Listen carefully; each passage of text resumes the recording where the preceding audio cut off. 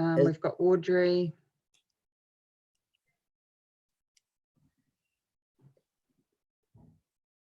David Hopman will try and join us, but we just he'll come in when he can. Okay, that's fine.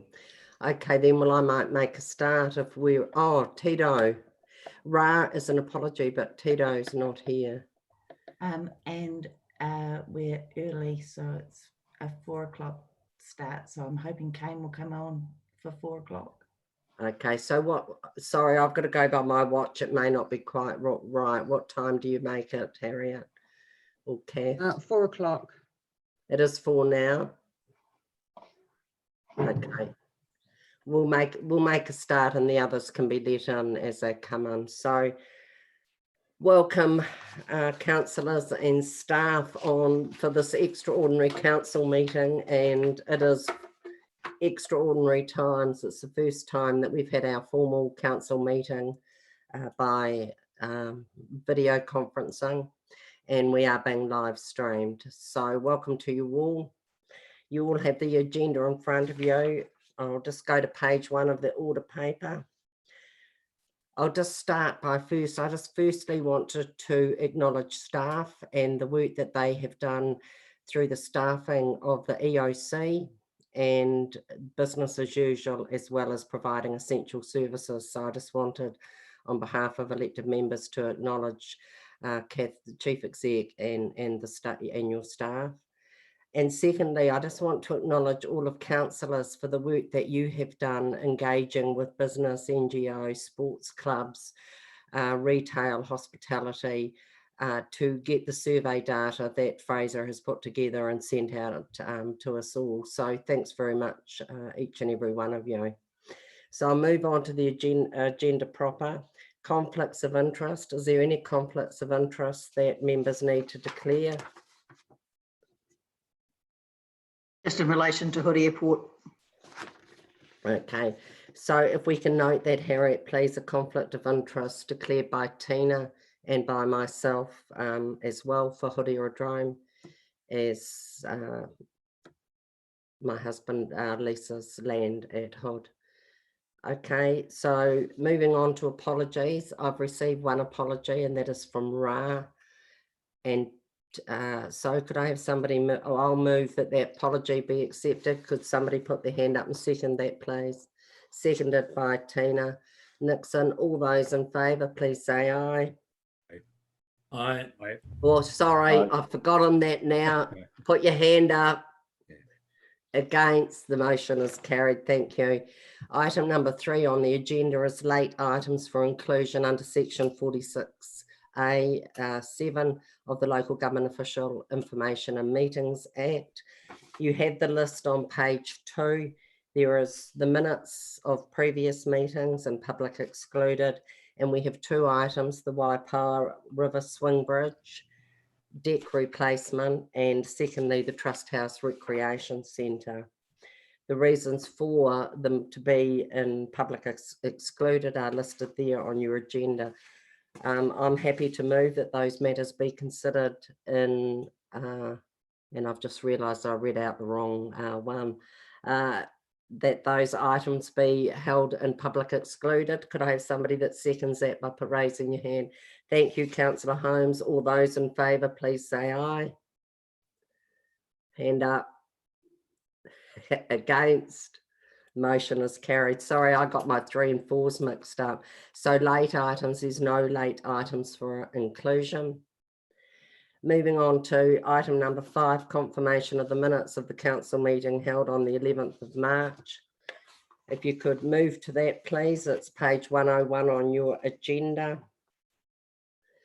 I'm happy to move that that is a true and accurate record. Is there a seconder? Please raise your hand. Thank you, Councillor Nixon. Is there any points of clarification or anything else from those minutes? They're a true and accurate record.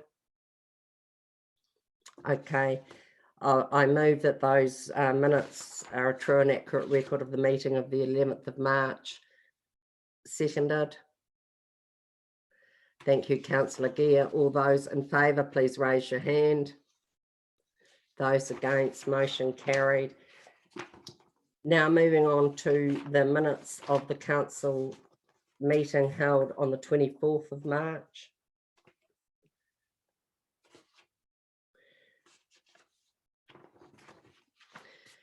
Okay, I move that these are a true and accurate record. Seconded by Councillor Mailman. Is there any questions of clarity or correction in them? If not, I'll put the motion. All those in favour, please say aye. Raise your hand. Against, the motion is carried. Now moving on to the infrastructure report from the Infrastructure and Services Committee. I now hand over to Chair, Councillor Johnson, to take us through that report. I'd like to take the report as read and move that the report of the Infrastructure and Services Committee meeting held on the 18th of March, including the following resolutions, be confirmed. The infrastructure update, that the Infrastructure and Service Committee notes the information contained in the report, and Community Facilities and Activities Infrastructure update, that the Infrastructure and Services Committee notes the contents of the report. I'd like to ask for a seconder. I can't see. Councillor Peterson has seconded. All those in favour, please raise your hand. All those against? Thank you very much. The motion is carried. Was there any questions of anybody to that report to the chair? No. Okay, moving on then. The next item on the agenda is on page 121. And that's a use of emergency delegations to the Chief Exec during COVID-19 alert level 4. Kath, is there any, do you want to speak to this report or happy to take it as read? Kia ora koutou, happy to take it as read. There was only one significant use of the delegation given to me just as we went into lockdown, that was consulted on with yourself and the Deputy Mayor and reported informally to all elected members at our first briefing. Happy to take any questions though. Okay, is there any questions of councillors? There appears to be none, so I'm happy to move the recommendation there that council retroactively approves the change to the rates remission policy made by the Chief Exec under delegation to include in the penalty section remission of all rates penalties will automatically be applied to the May 2020 and August 2020 rates instalments, and the rates unpaid is at 30th of June 2020 arrears penalty due to the unavoidable economic impacts from the national response to COVID-19 to lock down households and all non-essential business, and its objective to avoid anticipated financial hardship from COVID-19 lockdown. So given there's no questions and I've moved that, is there a seconder for that recommendation? Thank you, Councillor Ryan. So if there's no further questions or discussion on it, I'll put the motion. If everybody could raise their hands in support. Those against, the motion is carried. Thank you. Moving on now to the next item, which is item number 9 on the agenda, and that's the response package COVID-19 impacts. So moving to page 123. Now we've had discussions about this over the last couple of weeks, the phase 1 around rates penalties that we've just approved that was completed under Chief Exec delegation. Now we are looking at the phase 2 of measures to try and address some of the, reduce some of the impacts that COVID-19 are having, particularly on business and commercial. So the report is there. Kath, did you want to speak at all to the report, or again, as you want to take it as read? I think it would be worth speaking to it just in a short summary, really, just for the benefit of those that potentially are watching at home, and in terms of what its purpose is.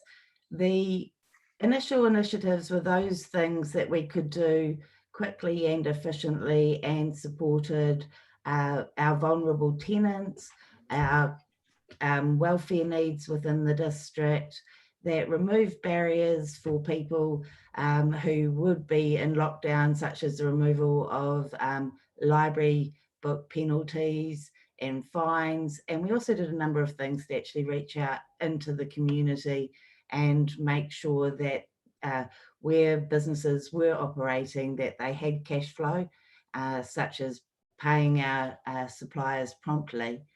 The next phase of reform, or recovery kind of measures here, are really about cushioning the blow for our communities.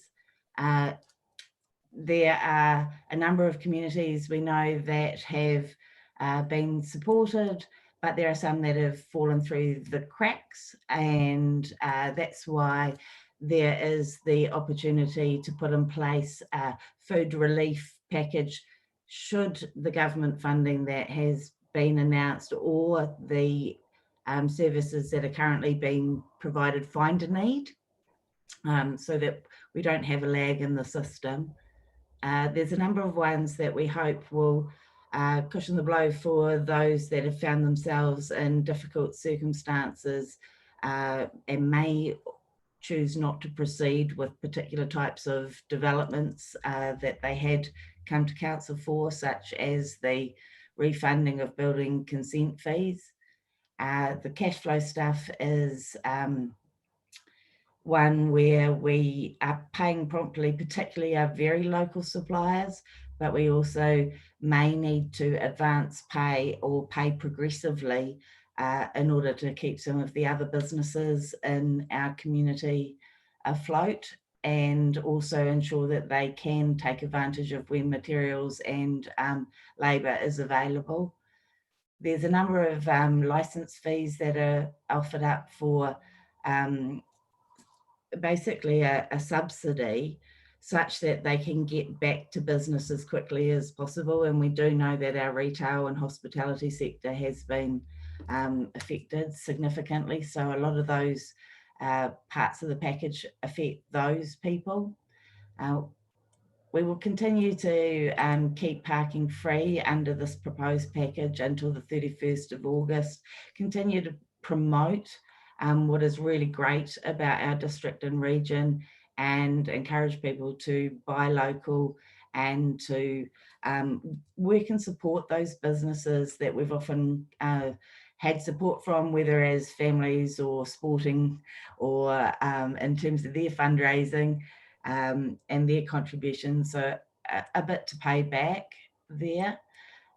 We've got the wood burner replacement initiative in here, and that's probably a triple one if that is to be implemented in terms of clean air, healthy homes, and a number of our poorer, more vulnerable families probably in the situation where this would be of great advantage to them. And we're looking to continue some of the enablement work in terms of outreach to our community through our digital services. We're taking a responsible landlord approach as well, and looking to cushion the blow for our commercial tenants that have been adversely affected during particularly lockdown alert level 4. Happy to take any questions or pass that to some of my team for further elaboration should you require. Thank you, Kath. I'll now go round. So we'll do this go round with questions for clarity first, and then we'll have a mover and seconder, and then we'll go round again for any discussion. So I'll move to Councillor Gaffel. Any questions for clarity? No, Your Worship, I'm happy with what Kath's gone through. Okay. Councillor Gear. No, I'm happy with Kath, what Kath has described. Councillor Holmes.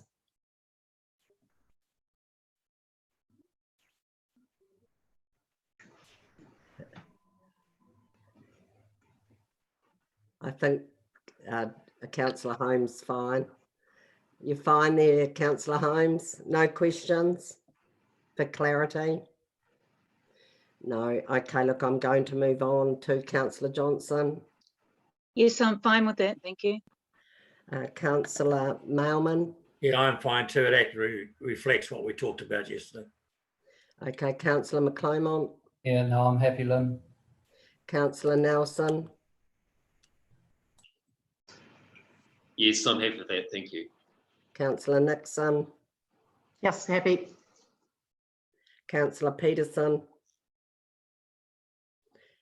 Might need to unmute, but I gather you're okay with it. Okay, Councillor Ryan. Yes, I'm fine with it. Okay, and Tito, any questions of clarity? Carl, kei te whaitina. Okay. Okay, then, so we have all the measures in place, and it's been identified in here, the financial impact, which is for phase 1 and 2 is about $450,000.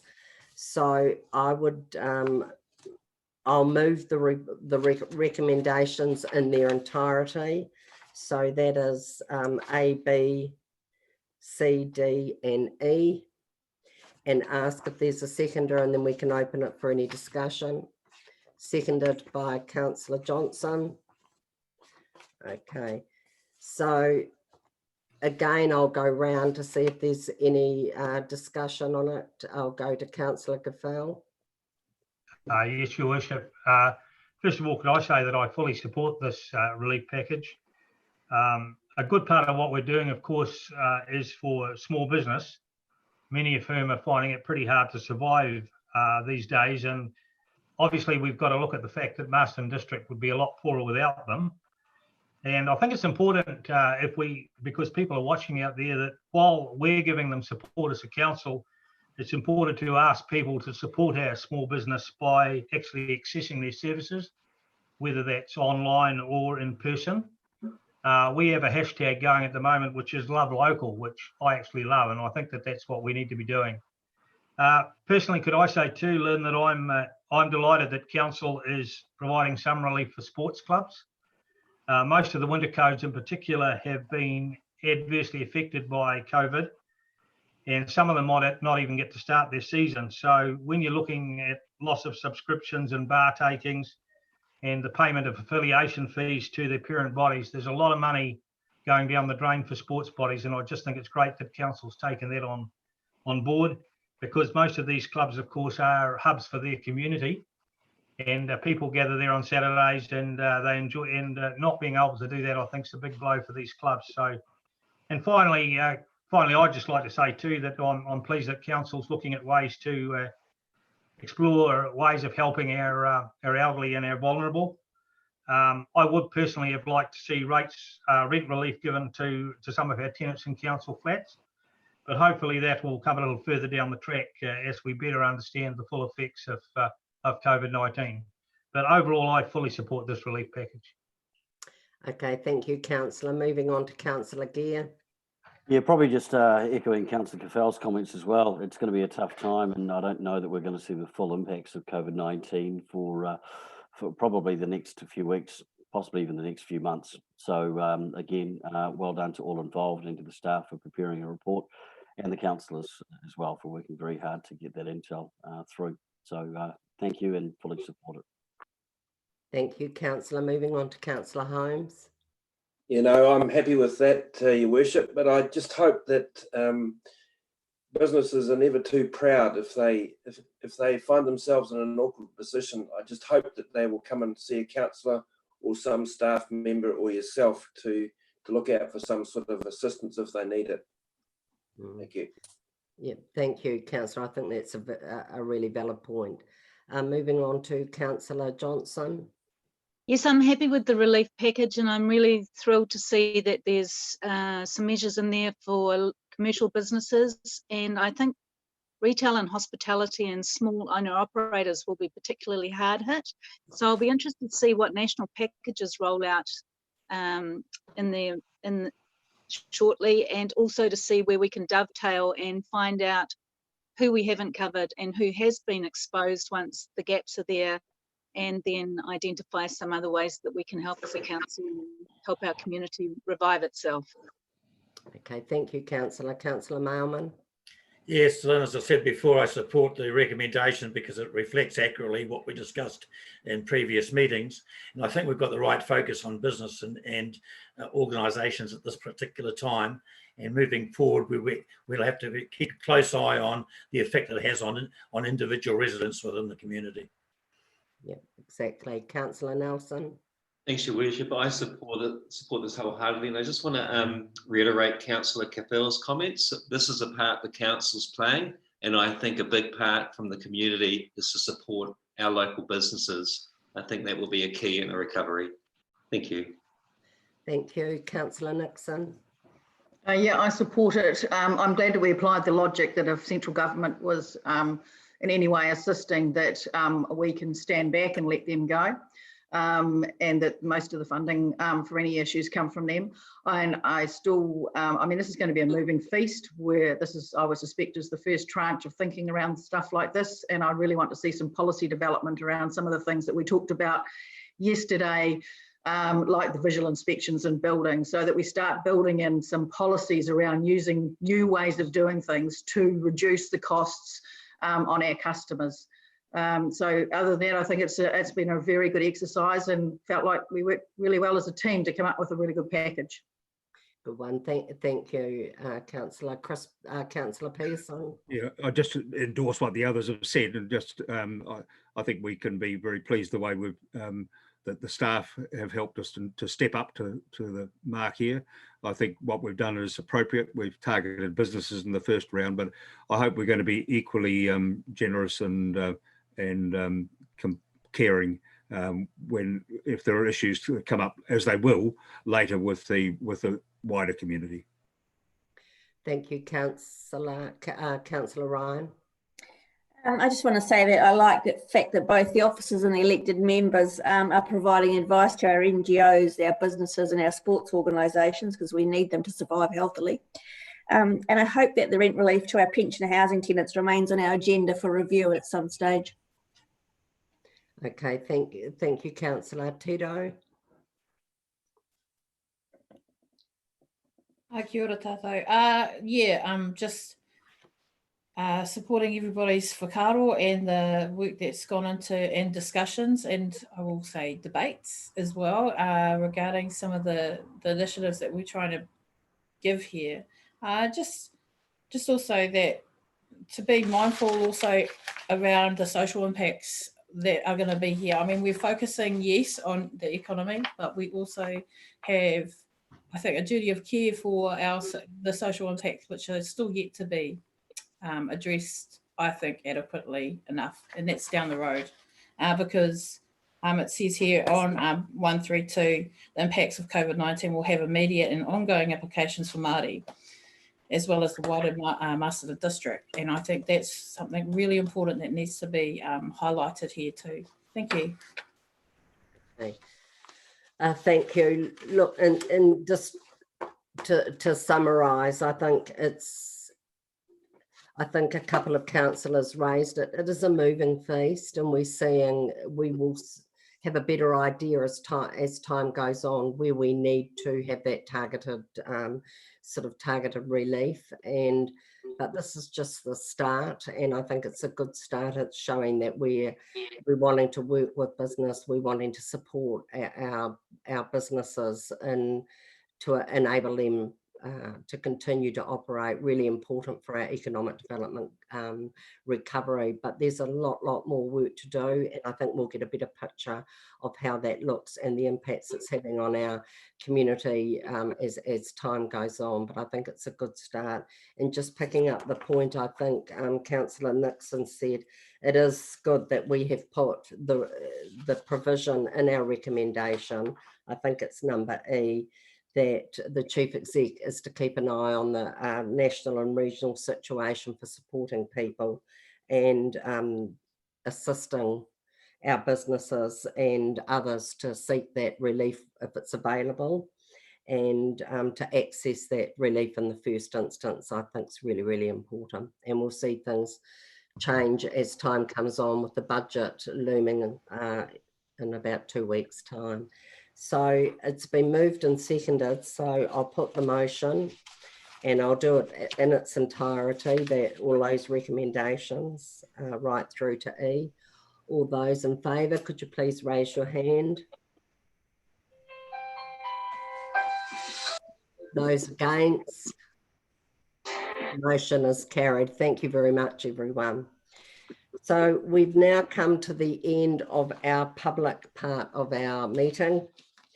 So we will, and I think we've now got to go into another disconnect from here and reconnect into there. So if I could have somebody move, please, that we move into public exclude. I'll move, seconded by Councillor Nixon, that we move into public excluded. All those in favour, raise your hand. Against? The motion is carried. So we'll close down from this meeting and come into another one. And hopefully by then, instead of saying, please say aye, I'll remember to say, put your hand up. Okay, so we'll leave this and come back in. Lynn, does it go, will we come straight back in, or do we come back at, was it